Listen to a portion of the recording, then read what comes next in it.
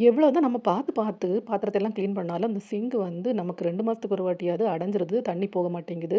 நான் இதுக்காண்டி என்ன யூஸ் பண்றேன்னா, ஹார்பிக்கோட அந்த ட்ரைனேஜ் கிளீனர்.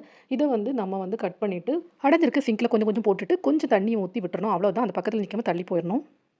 சாப்பாட கழுவும்போது அதனால போற அழுக்கு, அப்புறம் வந்து வேற ஆயில் இருக்குல்ல, ஆயில் எல்லாம் கழுவி ஊத்தும்போது அதனால வர்றது, இந்த மாரிப்பட்ட அடைப்பெல்லாம் டக்குன்னு வந்து சரியாக்கிரும்.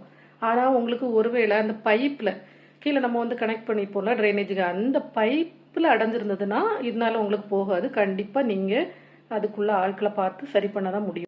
அந்த பொடிய போட்டதுமே, அது நல்ல ஸ்மெல் வரும். நமக்கு ஒரு மாரி எரிச்சலா இருக்கும் மூக்கெல்லாம். அதனால ரொம்ப பக்கத்துல நிக்க வேண்டாம். அதுல கெமிக்கல் ரியாக்ஷன் ஆகும். உள்ளாடி இருக்கிற அழுக்கெல்லாம். அதனால தான் அப்படி ஸ்மெல் வர்றது. லைட்டா தண்ணிய ஊத்திட்டு நீங்க ஓடி போயிருங்க. கொஞ்சம் நேரம் கழிச்சு ஒரு 10 நிமிஷம் கழிச்சு வந்தா போதும். 10 டூ 15 நிமிஷம் ஆனப்புறம் வந்து செக் பண்ணி பாருங்க. ஸ்மெல் எல்லாம் போயிடுச்சு. செக் பண்ணி பார்க்கலாமா? தண்ணி போகுதா? அடையுதா திரும்பவும்னு? இப்ப நான் பைப்ப ஓப்பன் பண்ணி விடுறேன் பாருங்களேன்.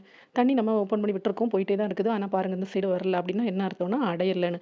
சரியாயிடுச்சு. ஆனா பெரிய பெரிய அடைப்பு பைப்புக்குள்ளாடி அடைஞ்சிருந்ததுன்னா இதுல சரியாகாது. சின்ன சின்ன அடைப்புகள இதனால சரி பண்ணிடலாம். இன்னும் நல்ல வீடியோ சந்திக்கிறேன். வீடியோ பிடிச்சத லைக் பண்ணுங்க, ஷேர் பண்ணுங்க. மறக்காம சேனல சப் பண்ணிக்கோங்க. பாய்.